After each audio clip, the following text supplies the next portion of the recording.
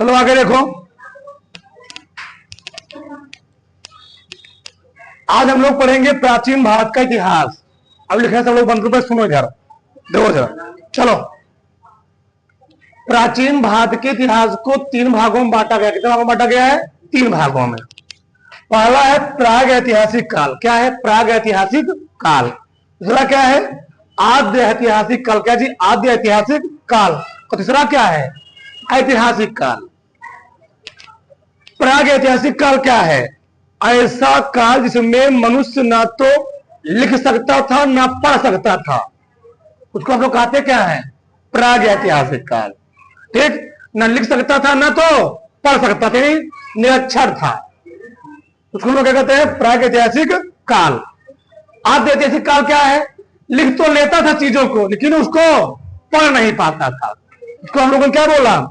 आद्य ऐतिहासिक काल बोला। अगला ऐतिहासिक काल में क्या हुआ? आदमी लिख भी ले रहा है और साथ क्या कर रहा है? उसको पढ़ भी ले रहा है, उसको हम लोग क्या बोले? ऐतिहासिक काल। तो प्राचीन भारत के इतिहास कितने भागों में बांटा गया है? 3 भागों में। पहला हुआ प्राग, दूसरा क्या है? आद्य ऐतिहासिक, तीसरा क्या है? ऐतिहासिक काल। अब आगे देखो, इस प्राग ऐतिहासिक काल को पुनः 3 भागों में बांटा गया। पहला क्या है? पुरा पाषाण काल। दूसरा क्या है? मध्य पाषाण काल। और अगला क्या है? नव पाषाण काल। अगर हम बात करें इस पुरा पाषाण काल को पुनः 3 भागों में बांटा गया है। पहला क्या है? निम्न पुरा पाषाण काल। क्या है? निम्न पुरा पाषाण काल। फिर क्या है? मध्य पुरा पाषाण काल। फिर क्या है? उच्च पुरा पाषाण काल। अब यहां देखो, पूछा गया है कई बार, मानव ने आग की खोज सर्वप्रथम किस काल में की थी? ध्यान रखना इस चीज को, कब की थी? निम्न पुरा पाषाण काल में। बहुत इंपॉर्टेंट प्रश्न है, ध्यान रखना, बहुत इंपॉर्टेंट प्रश्न है वाला। मानव ने आग की खोज सर्वप्रथम किस काल में की थी? तो किसमें? निम्न पुरा पाषाण काल में आग की खोज मानव ने की थी। और यहां पर कुल्हाड़ी बिदारी, मतलब जानवरों को मारने के लिए कुल्हाड़ी लोग नहीं होते थे, कुल्हाड़ी होते थे पत्थर। किसके होते थे? पत्थर के। इनके इतने भी औजार थे, सब औजार किसके होते थे? सब औजार पत्थर के होते थे। जानवरों को मारने के लिए, पकड़ने के लिए, उनको भोजन के रूप में यूज करने के लिए। कच्चा भोजन लोग यूज करते थे। कब यूज करते थे? निम्न पुरा पाषाण काल के लोग जानवर जंगल पकड़ लिए, वहां से लाए, मार दिए, वहां से कच्चा भोजन क्या कर रहे हैं? खा रहे हैं। ठीक, तो सबसे ज्यादा मेन यही है। आगे मध्य पुरा पाषाण काल। मध्य पुरा पाषाण काल का हमको बहुत ज्यादा साक्ष्य नहीं मिला, ठीक ना। चलो आगे देखो जाता, 1 मिनट, एक आगे देखो यार। चलो, मध्य पुरा पाषाण काल। तो मध्य पुरा पाषाण काल का हमको बहुत साक्ष्य नहीं मिला है, लेकिन 2-3 राज्यों से सारों कर सकते हो, वहां से हमको साक्ष्य मिला। पहला क्या है? मिर्जापुर में क्या है? भिड़न घाटी, वहां से साक्ष्य मिला हुआ है। अगला मध्य प्रदेश में भीमबेटका नामक स्थान वहां पर है, वहां किसका साक्ष्य मिला हुआ है?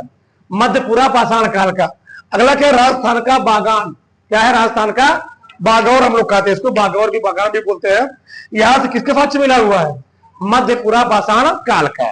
बोधा इसका साक्ष्य नहीं मिला। आगे उच्च पुरा पाषाण काल। तो उच्च पुरा पाषाण काल में आदमियों ने दीपक का उपयोग करना शुरू कर दिया। अपने घर में लोग क्या यूज करते थे? दीपक यूज करते थे। क्या? दीपक यूज करते थे। आगे युद्ध एवं नृत्य की गतिविधियों को साक्ष्य मिला, कहां से मिला हुआ है?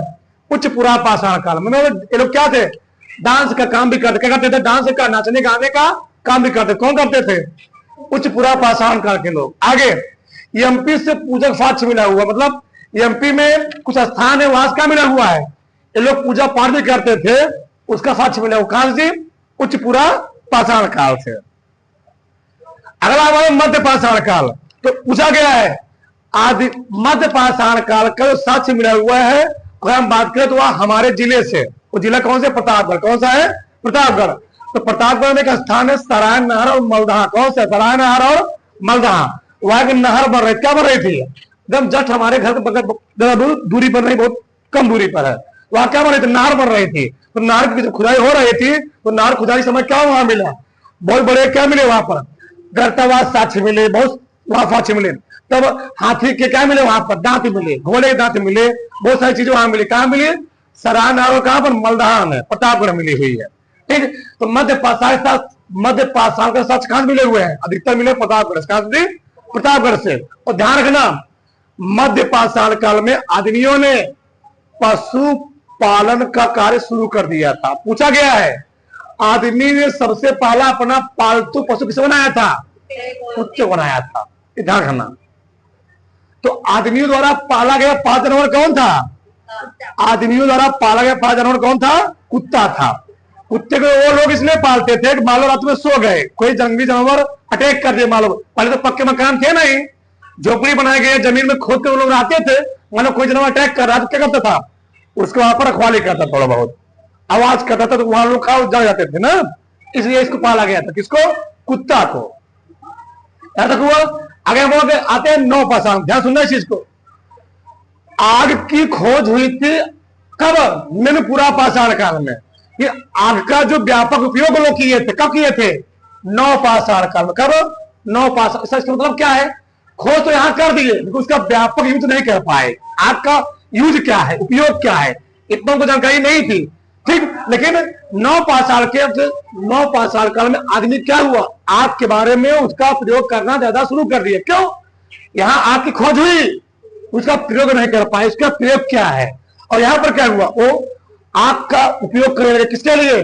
जंगल से जो जानवर मारकर लाते थे, जो जंगल से जानवर लेकर आए उसको पकाते थे ना, जब पका खाने लगे वो उनको जो भोजन लगा, उनको क्या लगा? उसको एकदम स्वादिष्ट लगा, स्वादिष्ट लगा, उनको अच्छा लगा। यहां पर क्या हुआ? आग का व्यापक उपयोग होने लगा। तो लोग जो जानवर लेकर आए, मछली लेकर आए, कुछ लेकर आए, उसको जब भूजते थे तो क्या होता था? अच्छा लगता था। यहां पर उसका प्रयोग ज्यादा हुआ। कहां पर? नौ पाषाण काल में हुआ। आगे नौ पाषाण में क्या हुआ? बहुत यहां पर क्रांति होगी। यहां आदमी सब कुछ सीख चुका है। ठीक, किसी का प्रारंभ कब होने लगा? नौ पाषाण का। ध्यान सुनना चीज। तो पूछा गया है, मानव ने कृषि का प्रारंभ किस काल से कर दिया था? नौ पाषाण काल से। पूछा गया है, मानव ने सर्वप्रथम मानव द्वारा उगाई गई सबसे पहली फसल कौन थी? तो गेहूं थी। कौन थी? गेहूं थी। ध्यान सुनना चीज। मानव द्वारा सबसे पहले उगाई गई फसल कौन थी? गेहूं थी। उसका कौन होता है? जौ। कौन आता है? जौ आता है। ध्यान देना चीज को। ठीक, और यहां पर भोजन का संग्राहक बन गया। वो मिट्टी के बर्तनों में, लोहे बर्तन नहीं, वो मिट्टी के बनाते थे बर्तन। उसी बर्तन में जो गेहूं वगैरह उगाते थे, फसल उगाते थे, उसको क्या करते थे? रख देते थे। क्या करते थे? रख देते थे। उसमें सेब आता था। ठीक, तो यहां पर आदमी क्या हो गया? कृषि का कार्य प्रारंभ कर दिया, भोजन संग्राहक हो गया। भोजन को अपने एक वर्ष के लिए क्या करता था? जैसे हम लोग करते क्या है, गेहूं के सीजन में गेहूं कट गए ना, कट गया, हम लोग करते क्या? अपने घरों में अपने फलते के लिए रख लेते हैं, क्या करते हैं? बेच देते हैं। तो इसमें भी ऐसा प्रावधान होने लगा। कब? नौ पाषाण। आगे पहिए का आविष्कार कर दिया गया। किस काल में? नौ पाषाण काल में। पहिए किसका था? पत्थर का। किसका था जी? जो उसके चक्के होते, चक्के किसके थे? पत्थर के थे।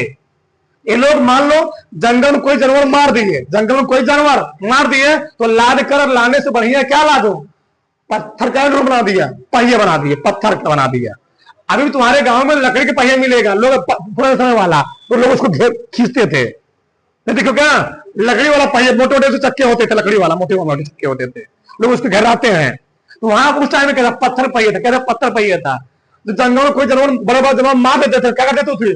उसके ऊपर लाद कहां लाते थे? अपने घर के पास लाते थे वहां पर वो लोग। ठीक, आगे विश्व में कृषि का प्राचीनतम साक्ष्य कहां से मिला हुआ है? फिलीपींस एक देश है। तो विश्व में सर्वप्रथम कृषि का सबसे पुराना साक्ष्य कहां से मिला हुआ है? फिलीपींस देश में। कहां पर? फिलीपींस देश में मिला हुआ है। आगे इलाहाबाद कोडिहवा से, यहां से क्या मिला? वो धान का साक्ष्य। क्या मिला? धान का साक्ष्य। अब तो इलाहाबाद का नाम क्या हो गया? प्रयागराज हो गया है।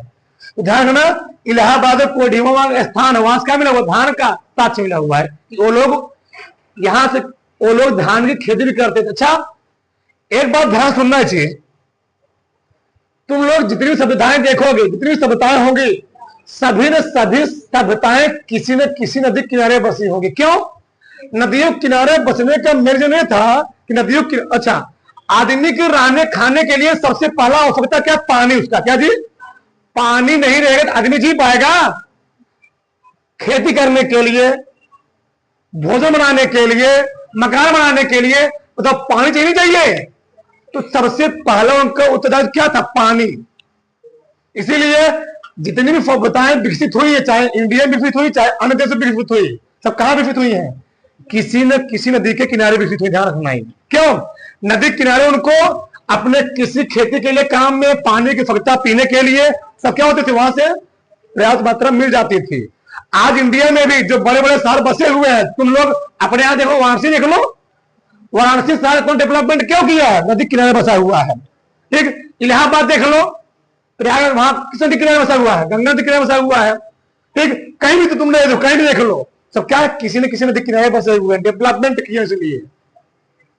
ठीक, ये चीज था यहां पर। आगे गार्डन में क्या थे?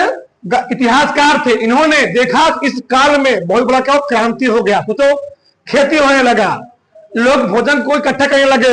अपने भोजन मतलब अपने लिए फसलों को, जो गेहूं हो गया, धान हो गया, जो कट पिट गया, उसको एक वर्ष के लिए क्या करते थे? संग्रह को करते थे, एकत्रित करते थे उसको। तो इन्होंने क्या बोला? गार्डन चार्ल्स महोदय ने नवपाषाण काल को नव युग की या नव क्रांति की संज्ञा दी थी। पूछा गया है चीज कि नवपाषाण काल को नव क्रांति की संज्ञा किसने कहा था? तो किसने? गार्डन चाइल्ड महोदय ने। क्यों? इस काल में नए नए क्या हुए? आविष्कार हुए, खोजें हुई। ठीक, किस काल में? नवपाषाण काल में। इसलिए गार्डन चाइल्ड महोदय ने इस काल क्या बोला? नव क्रांति या नए युग की क्या की संज्ञा दी। नए युग की, नए युग क्या हो चुका है? प्रारंभ हो चुका है। समझ में आई? ये सबसे मेन है यहां पर, ये वाला गेहूं और ये वाला मेन है, ध्यान रखना, नव क्रांति। आगे यहां देखो, आगे हम लोग आते हैं आद्य ऐतिहासिक काल। तो आद्य ऐतिहासिक काल को दो भागों में बांटा। कितना बांटा गया है? दो भागों में। पहले सिंधु घाटी सभ्यता, दूसरा क्या है? वैदिक सभ्यता। क्या है? वैदिक सभ्यता। अब ध्यान सुनना, हमारा मेन पर्पज है सिंधु घाटी सभ्यता।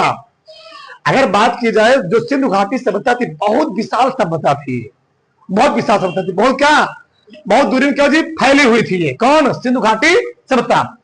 सिंधु घाटी सभ्यता का कई नाम भी पड़ा हुआ है। क्यों? अच्छा, इसको हम लोग सिंधु घाटी सभ्यता कहते क्यों है? क्यों? क्योंकि इस सभ्यता का विकास सिंधु नदी किनारे हुआ था। डेवलपमेंट किसके किनारे हुआ था? सिंधु नदी के किनारे हुआ था। हमने बोला था जो जम्मू कश्मीर से पंजाब की ओर जाओगे, पाकिस्तान से होते हो ना जी, तो वह जो क्षेत्र है, वहां कौन नदी गई हुई है? सिंधु नदी के। कौन नदी गई हुई है? सिंधु नदी गई हुई है। तो जो प्रांत था, ये जो प्रांत था, यहाँ पर सभ्यताएं बहुत क्या विशाल मात्रा फैली हुई, बहुत विशाल क्षेत्र में क्या हुई थी? फैली हुई थी। इसलिए इसका नाम क्या पड़ा था? सिंधु घाटी सभ्यता। क्यों?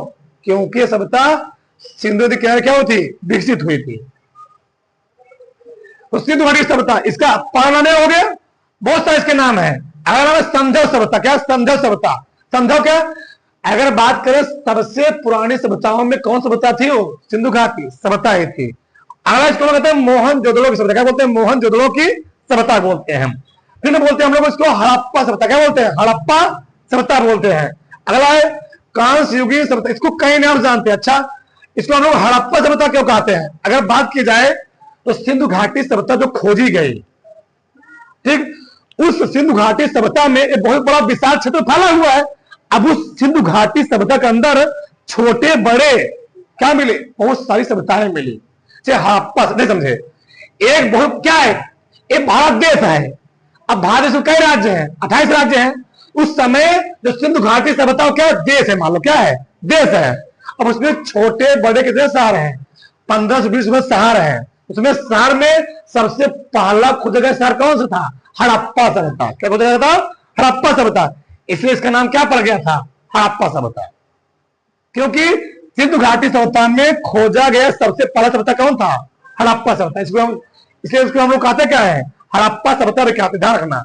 और पूछा गया है, यह प्रश्न बहुत इंपॉर्टेंट है कि हड़प्पा सभ्यता की खोज किसने किया था? दयाराम साहनी ने। किसने किया था? दयाराम साहनी ने। कब किए थे? 1921 में किए थे। ये ध्यान देना। तो हड़प्पा सभ्यता खोज किसने किया था? दयाराम साहनी। कब किए थे? 1921 में। और जो मोहनजोदड़ो है, क्या? मोहनजोदड़ो। मोहनजोदड़ो का शाब्दिक अर्थ होता है मृतकों का टीला। क्या होता है? मृतकों का टीला। इसका अर्थ होता है मृतकों का टीला। तो लोग मूवी देखोगे कौन सा, मोहनजोदड़ो नदी, ऋतिक रोशन वाली मूवी, तो उसमें देखो कि पूरा बताया, पूरा विस्तार से बताया गया है। ठीक, तो मोहनजोदड़ो का अर्थ क्या होता है? मृतकों का तिल है। और मोहनजोदड़ो का खोज किसने किया था? राखालदास बनर्जी। किसने जी? राखालदास बनर्जी ने। कब किया था? 1922 में। तो देखो ये खोजी गई 1900, फिर 1900। ऐसे बहुत सारी सभ्यताएं हुई, लोथल, कालीबंगा, चाहुंद्रो, ठीक, बहुत सारी सभ्यताएं खोजी गई इसी प्रकार से। तो ये एक विशाल क्षेत्र, सोचो कहां से कहां तक फैला हुआ सभ्यता। सोचो पहला ये सभ्यता पूर्व में, कहां पर? पूर्व में एक क्षेत्र पड़ता है आलमगीरपुर। क्या? आलमगीरपुर। तो पूर्व में आलमगीरपुर से लेकर के कहां तक? पश्चिम में बलूचिस्तान तक, और उत्तर में मांडा चिनाब। ये कहां पड़ता है? जम्मू कश्मीर। कहां थे? जम्मू कश्मीर में। जम्मू कश्मीर में मांडा से लेकर कहां तक? दक्षिण में दयमाबाद महाराष्ट्र तक। सोचो यहां तक फैला हुआ। कौन सा फैला हुआ है? कौन सा? सिंधु घाटी। जम्मू कश्मीर से कहां तक जी? दयमाबाद तक, यानी महाराष्ट्र। कहां पड़ता है? महाराष्ट्र में। सोचो इतना विशाल क्षेत्र में क्या फैला हुआ है? सिंधु घाटी सभ्यता फैली, बहुत विशाल सभ्यता थी ये। पूरे विश्व की सबसे बड़ी सभ्यता कौन सी थी? सिंधु घाटी सभ्यता। पूरे विश्व की, पूरे वर्ल्ड की सभ्यता थी ये। कौन? सिंधु घाटी सभ्यता, तो ना ये पूरे वर्ल्ड की, पूरे विश्व की सबसे बड़ी सभ्यता कौन थी? सिंधु घाटी सभ्यता थी। सोच लो बहुत बड़ा विशाल क्षेत्र में फैला हुआ था ये। आगे इससे रिलेटेड इतने पैसे पूछते हैं, हमने छोटे में सब लिख दिए थोड़ा बहुत। ठीक, मेन पहला क्या है? अगर पूछा जाए आदमियों ने सबसे पहले किस धातु का प्रयोग करना सीख लिया था? तांबा था। आदमियों द्वारा उपयोग में लाई गई पहली धातु कौन सी थी? तांबा थी। पूछा गया है प्रश्न। आगे आदमियों ने सबसे पहले किस फसल को उपयोग में लाया था? गेहूं। उसके बाद कौन आया था? जौ। कौन आया था? जौ। ऐसा प्रश्न मेन है। इस काल में वो लोग जो घर बनाते थे किसके बने होते थे? सोचो उस काल में जो घर बनते, क्या बनते थे? ईंट के बनते थे। क्या बनते थे? ईंट के। और उसका आकार क्या था? साइज। 4 संबंध, 2 संबंध है 1 के रूप में। इस समय क्या है? अपने समय इंडिया में जो मानक है वह 19 × 10 × 9 सेंटीमीटर। कितना? 19 × 9 19 × 10 × 9 सेंटीमीटर ईंट की माप है। उसमें सोचो 4, 2, 1 लंबाई 4, चौड़ाई 2, ऊंचाई 1, इस माप में ईंटें बनाई जाती थी। कब? हड़प्पा सभ्यता। सोचो आगे इनकी जो लिपि थी वो कैसे थी? चित्रात्मक। वो लोग पढ़ा लिखा जान नहीं रहे हैं तो क्या करते थे? वो लोग चित्र बना, क्या करते? चित्रकारी करते थे। चित्रकारी।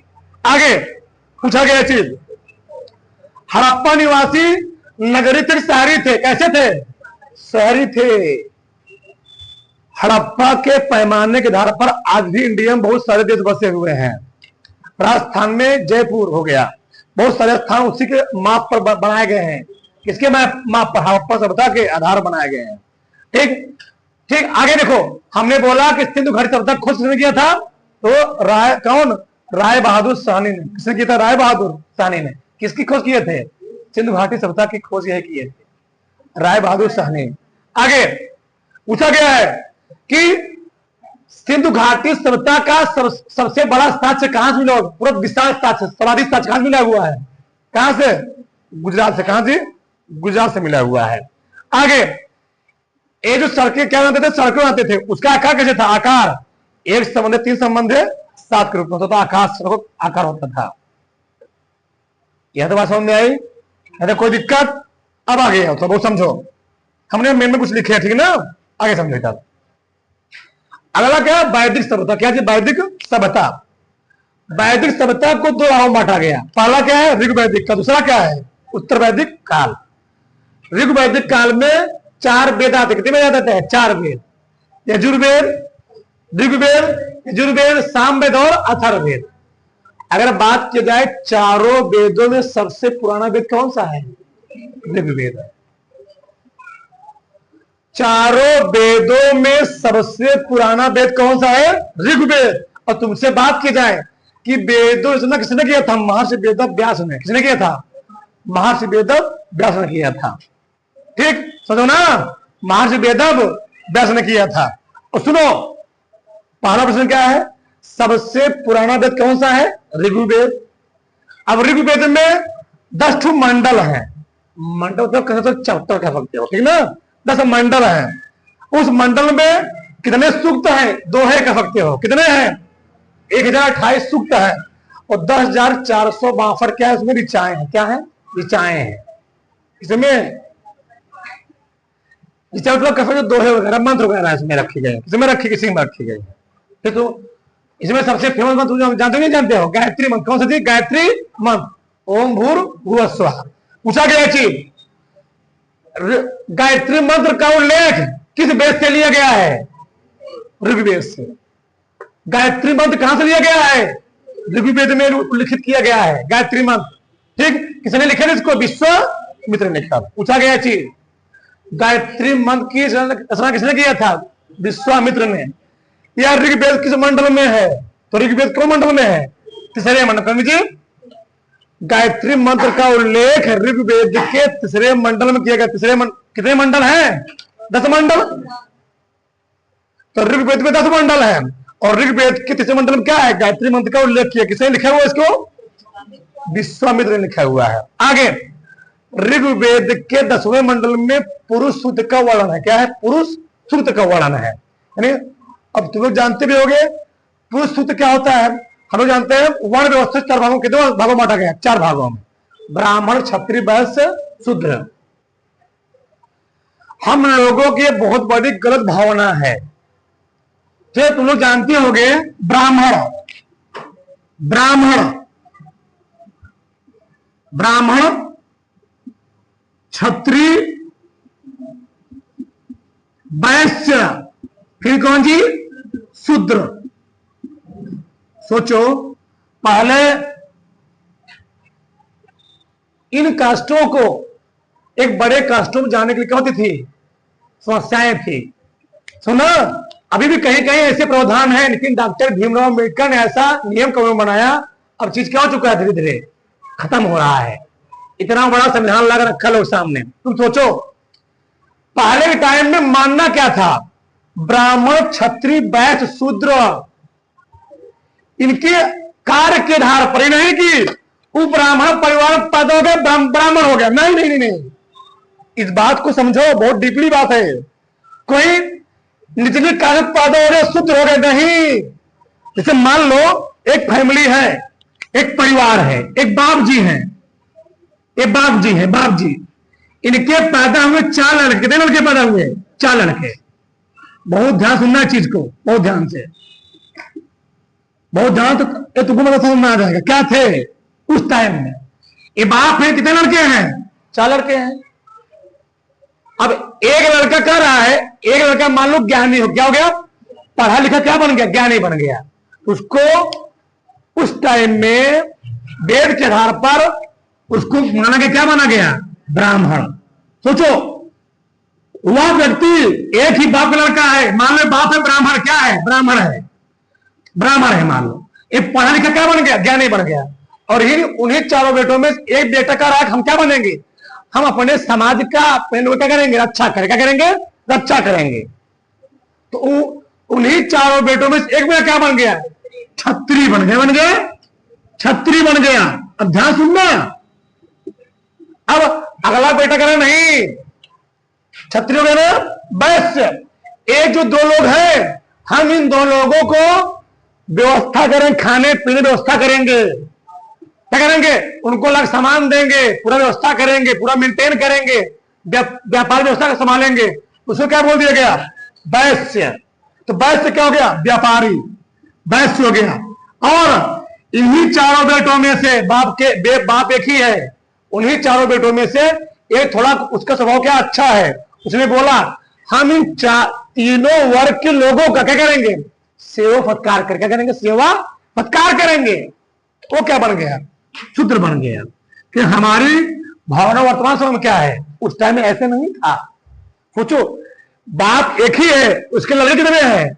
4, लेकिन चारों लड़के कर्म के आधार पर, किसके आधार पर? कर्म के आधार पर। एक मिला ब्राह्मण है, एक मिला क्या है? क्षत्रिय, एक मिला क्या है? वैश्य, एक मिला क्या है? शूद्र है। कर्म के आधार पर बोला था। हम लोगों ने क्या किया? उसको अपना पूरा पलट दिया। क्या देते उसको? जन्म के आधार। दिए हम लोग दे दिए जन्म के आधार पर। उस टाइम में क्या था? कर्म के आधार पर। पूरा उल्टा हो गया।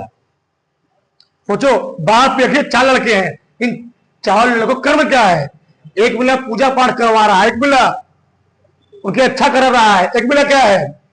एक बेला कर रहा है उनको व्यवस्था कर रहा है खाने पीने की पूरा। एक बेला क्या कर रहा है? वो थक जा रहे हैं, मतलब पूजा पाठ करके आए, उनकी सेवा सत्कार कर रहा है। ऐसा भावना थी उस टाइम में। अब पूरा क्या जन्म के धारा बन गया है। ठीक, ऐसा एक गलत है। आगे देखो इधर।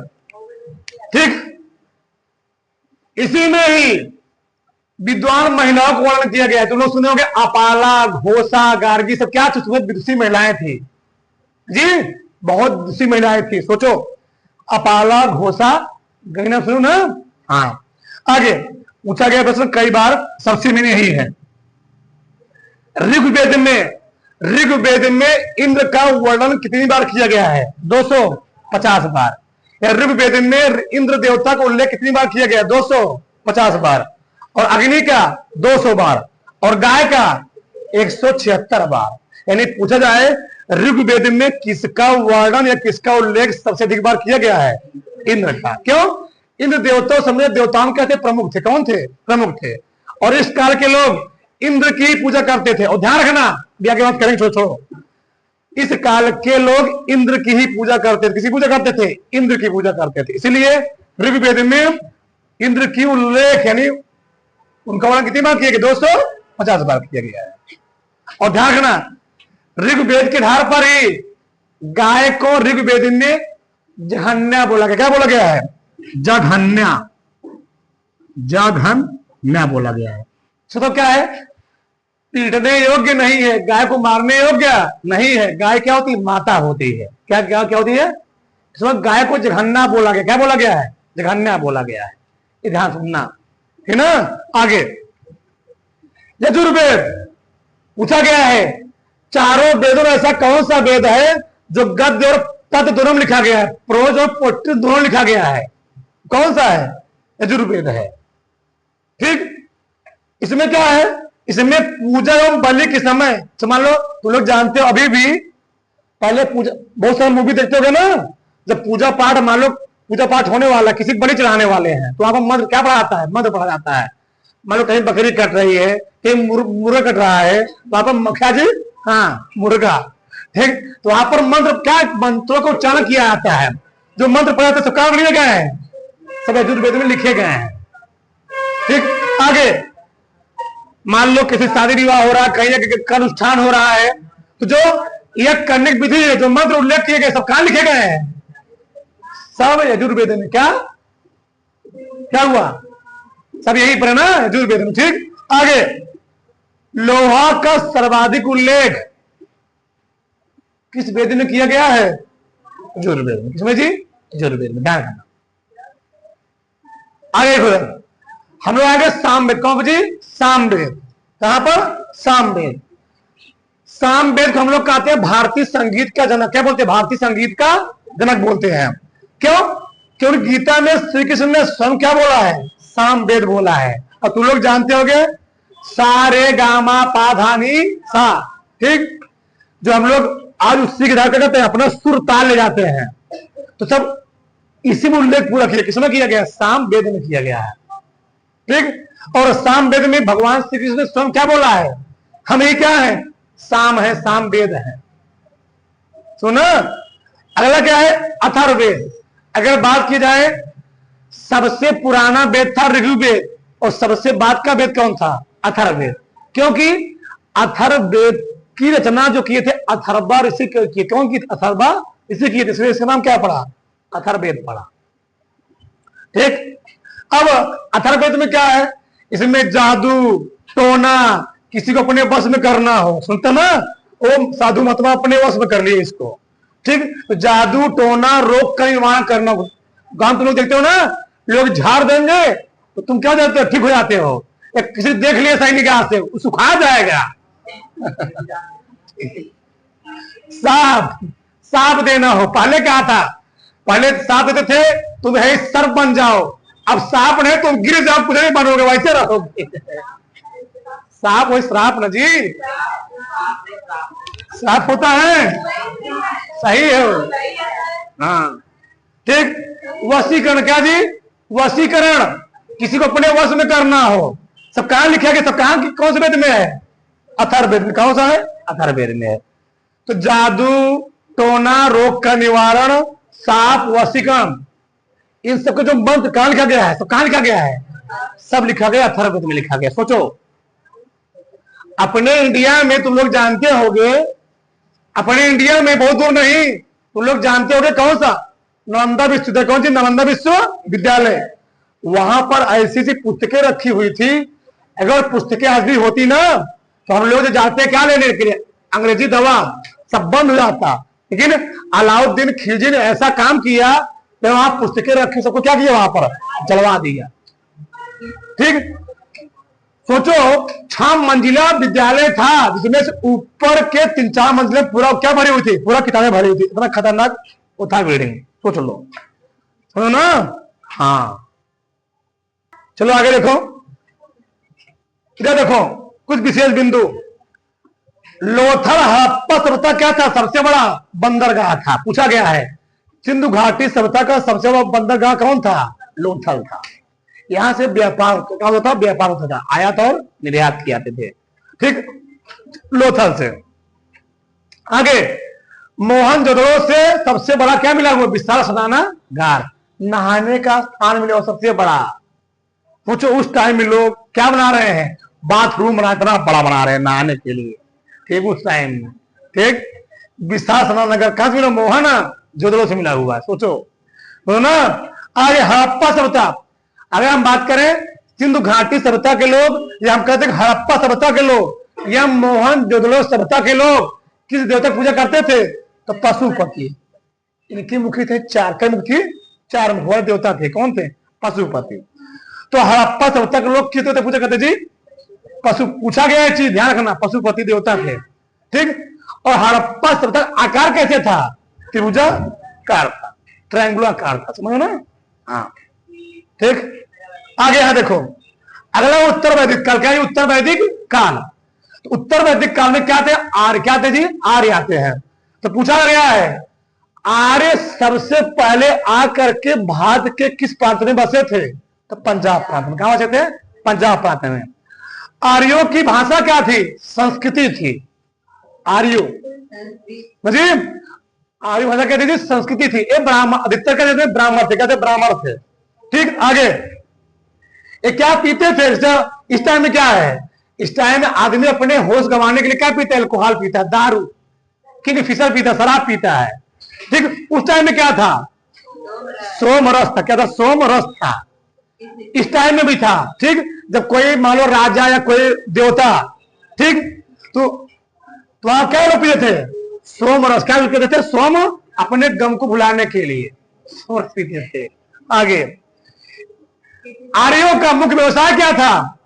आर्यों का मुख्य व्यवसाय जी पशुपालन था। क्या था? पशुपालन था। अब पूछा गया है आर्यों का सबसे प्रिय पशु कौन था? घोड़ा। आर्यों का सबसे प्रिय पशु कौन था? घोड़ा था। और आर्यों के प्रिय देवता कौन थे? इंद्र थे। और इंद्र का भी प्रिय पदार्थ कौन था? सोमरसी था। क्या था? सोमरस ही था। फल फूल बनते रहे होंगे उस टाइम में, तो अरिना एक्स्ट्रा कोई भी ना जाता रहा होगा। ठीक, ये चीज मदिरा उसे हम लोग कहते हैं। ठीक, उतार लो पूरा, उतारो। ठीक है।